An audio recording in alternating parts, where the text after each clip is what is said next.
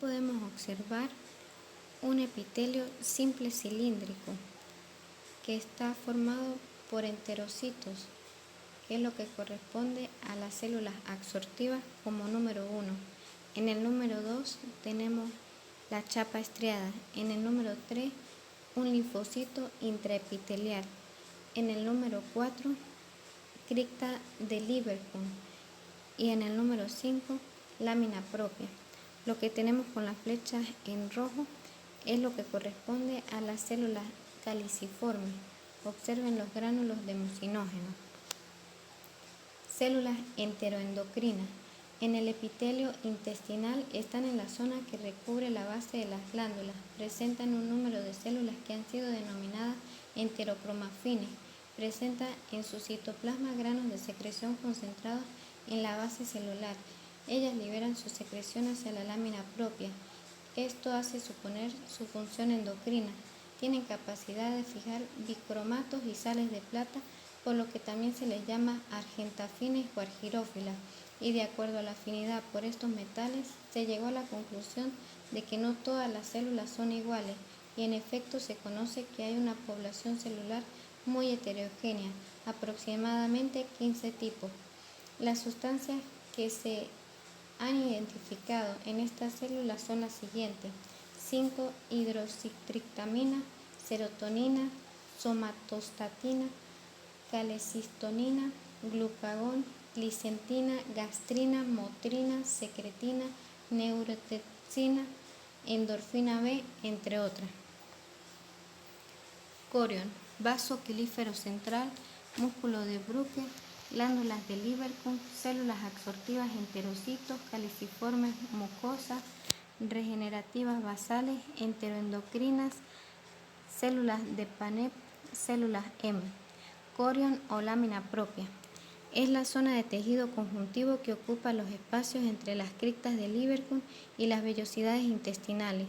Es de tejido conjuntivo laxo, rico en capilares, células libres y fijas del tejido conectivo, fibras elásticas reticulares y células fusiformes o ramificadas en microfilamentos de actina y miosina, con propiedades contráctiles que contribuyen con el elongamiento o acortamiento de las microvellosidades, células conjuntivas modificadas. Sin embargo, las células que se encargan principalmente de la movilidad de las vellosidades son musculares lisas, que constituyen la muscular de la mucosa y se elevan en el centro de cada vellosidad y se disponen paralelas al vaso quelífero central, vaso linfático, de gran importancia para el transporte de lípidos y otros nutrientes a la circulación linfática.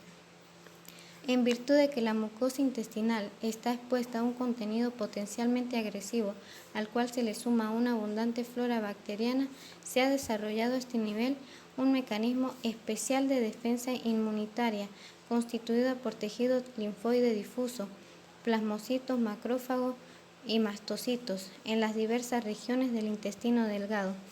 Este mecanismo de defensa para bacterias, parásitos, constituye verdaderas placas o agregados de nódulos que reciben el nombre de las placas de Peyer, que alcanza incluso su mucosa, las cuales son características del ilion. Vaso quelífero central. Es una estructura que se encuentra dentro de las vellosidades intestinales, cuya función es absorber el producto de la digestión de los alimentos, es decir, el kilo que llega a la mucosa intestinal.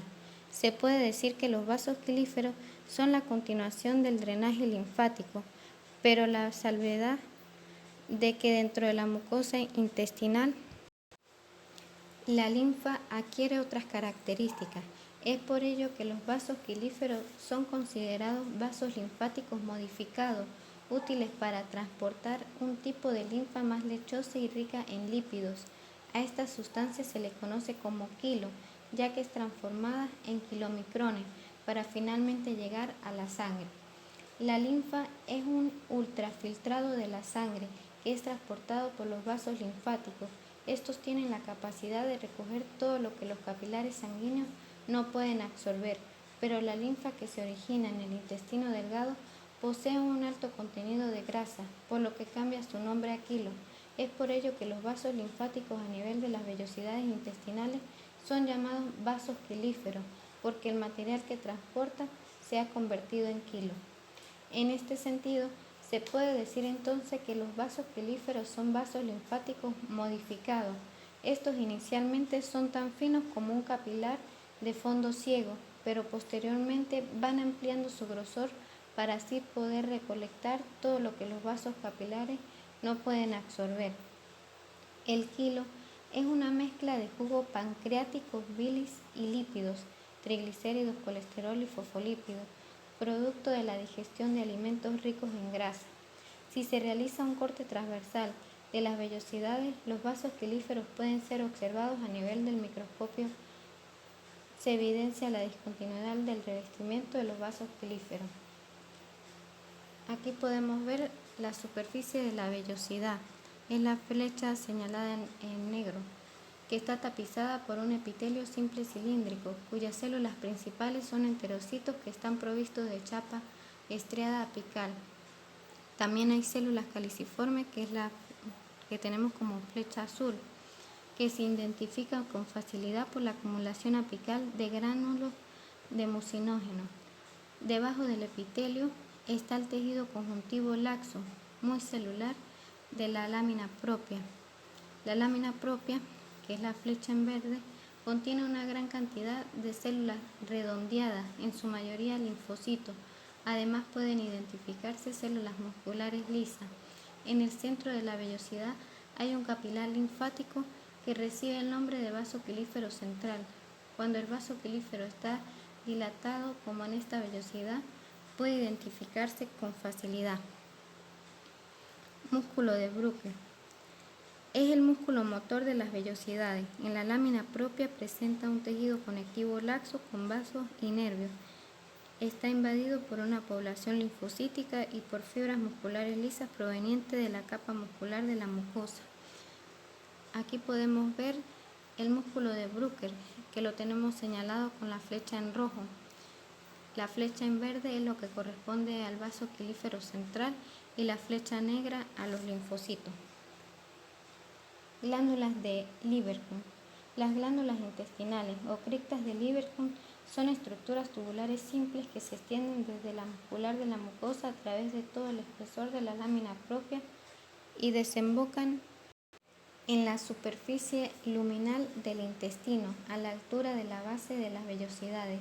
Las glándulas están compuestas por un epitelio simple cilíndrico, que es continuo con el epitelio de las vellosidades.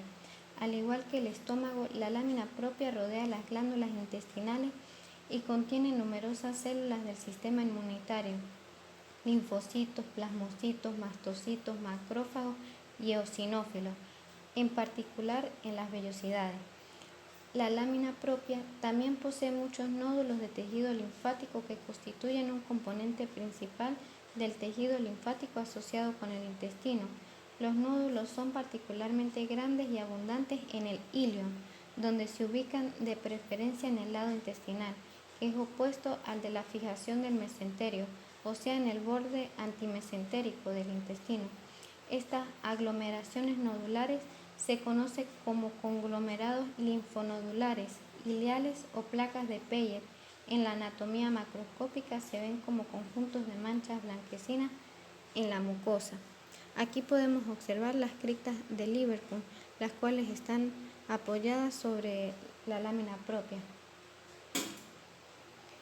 Células absortivas enterocitos. Como se describió anteriormente, los enterocitos son células epiteliales del intestino encargadas de realizar la absorción de diversos nutrientes esenciales, el transporte de agua y electrolitos al interior del organismo y la secreción de proteínas en la luz intestinal. Poseen abundante número de microvellosidades en su polo apical, las que se incrementan el área tanto para la digestión como para el transporte intestinal. Los enterocitos cumplen con la función fundamental de formar la barrera intestinal que presenta características biomecánicas, bioquímicas e inmunológicas. Se origina en las criptas de Lieberkühn y migran hacia las vellosidades intestinales, de cuyo extremo se desprenden luego de 5 a 7 días, cuando termina su ciclo vital. Aquí podemos observar la estructura del enterocito, la cual una célula cilíndrica alta y posee un núcleo de posición basal. Se pueden observar las microvellosidades o chapa estriada. También contiene terminación nerviosa, membrana basal, capilar. Caliciformes mucosas, también mencionadas anteriormente, son menos numerosas que los enterocitos y al igual que estos se distribuyen a lo largo de todo el intestino. Su misión es producir y liberar sustancias mucosas que recubren la superficie epitelial libre. En el lado izquierdo de esta imagen podemos observar una célula caliciforme, la cual contiene microvellosidades, los gránulos de mucinógenos, aparato de Golgi, retículo endoplasmático rugoso y se encuentra sobre la lámina basal. Del lado derecho tenemos una microfotografía electrónica de la porción basal de una célula caliciforme. La célula está apoyada sobre la lámina basal. La porción basal de la célula contiene el núcleo, retículo endoplasmático rugoso y mitocondria. Justo encima del núcleo hay una cantidad abundante de dictiosomas del aparato de Golgi. Conforme el producto mucinoso se acumula en las cisternas de Golgi, estas se distienden, es lo que tenemos con los asteriscos. Los grandes gránulos de mucinógeno llenan casi toda la región celular apical y en conjunto forman el cáliz mucoso, visible con el microscopio óptico que les ha dado el nombre a estas células. En la flecha negra podemos observar la célula caliciforme.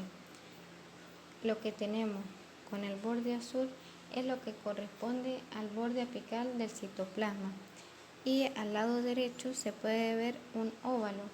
Allí podemos observar los gránulos de mucinógeno. En el número 1 identificamos un tejido epitelial de revestimiento simple cilíndrico con enterocitos que serían las células absortivas. En el número 2 podemos ver la chapa estriada o microvellosidades. En el número 3 el endotelio y en el número 4 la lámina propia.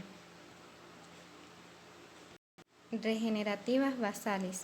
Son células madres que proliferan de manera extensa para repoblar el epitelio de las criptas, la superficie mucosa y las vellosidades. Su ritmo de división celular es alto, con un ciclo celular hasta cierto punto corto de 24 horas. Las microfotografías electrónicas de estas células indiferenciadas muestran unos cuantos organelos, pero muchos ribosomas libres. Su núcleo oval único localizado en la base es electrolúcido e indica la presencia de una gran cantidad de eucromatina. Enteroendocrina. Se caracterizan por producir diversas hormonas endocrinas y paracrinas. Producen péptido intestinal vasoactivo, colecistoquinina, gastrina, secretina, HIC, motilina, somatostatina. Su forma es variable. En las criptas son ovoideas o piramidales. En las vellosidades son casi cilíndricas. Contiene gránulos secretores que son de diferentes tamaños, forma y densidad en los diversos tipos celulares. Las microvellosidades son más largas y gruesas que las de las células absorbentes y tienen una posible función quimiorreceptora de las microvellosidades. Células de Paneth. Están situadas en la base de las glándulas intestinales. A veces aparecen unas pocas en el colon normal y sus características pueden aumentar en ciertos estados patológicos. Poseen un citoplasma basal basófilo, un aparato de Golgi supranuclear y grandes gránulos de secreción apicales que son muy acidófilos y refractiles. Estos gránulos permiten la fácil identificación de las células en los cortes histológicos de rutina. Aquí podemos observar una microfotografía de glándulas intestinales en las que se ven las células de Paneth. Esta microfotografía muestra la base de las glándulas intestinales yeyunales en un corte histológico teñido con hematoxilina y eosina. Las glándulas de la derecha aparecen en corte longitudinal, mientras que a la izquierda en la fotografía hay una glándula seccionada transversalmente. Las células de Panep están ubicadas, como es típico, en la base de las glándulas intestinales y se ven bien con el microscopio óptico a causa de la tinción eosinófila extensa de sus gránulos. La lámina propia contiene una cantidad abundante de plasmocitos, linfocitos y otras células de tejido conjuntivo. Observe que hay varios linfocitos en el epitelio glandular, que es lo que tenemos señalado con las flechas en negro. Este aumento mayor de la región contenida dentro del rectángulo permite ver bien el citoplasma basófilo característico de la porción basal de la célula y las grandes acumulaciones de gránulos de secreción birrefringentes muy eosinófilos en la porción celular apical. Es probable que una proteína con mucha arginina contenida en los gránulos sea la causa de la reacción eosinófila intensa. Células M. Son células epiteliales que están sobre las placas de Peyer y otros nódulos linfáticos grandes y que difieren mucho de las células epiteliales intestinales vecinas. Las células M poseen micropliegues en lugar de microvellosidades en su superficie apical y captan microorganismos y macromoléculas de la luz en vesículas endocíticas. Las células M es una célula transportadora de antígenos que conduce microorganismos y otras macromoléculas desde la luz intestinal hacia las placas de Peyer. En la imagen de la izquierda podemos observar la célula M, la cual está formada por linfocitos como el número 2 y macrófagos como el número 3. Lo que tenemos como número 1 es la célula M. Del lado derecho podemos observar las microvellosidades gruesas y cortas señaladas con las flechas en blanco. Muscular de la mucosa. Consiste en dos capas delgadas de células musculares lisas, una circular interna y una longitudinal externa. Desde la muscular de la mucosa se extienden finos haces de células musculares lisas hacia la lámina propia de las vellosidades. Aquí podemos observar un corte histológico de un segmento del intestino delgado. Como número 1 tenemos las células de Panep. Como número 2, la glándula intestinal o cripta de Lieberkühn. El número 3 nos corresponde a la lámina propia. El número 4, el epitelio de revestimiento simple cilíndrico. El número 5 es la vellosidad intestinal y como número 6, la muscular de la mucosa.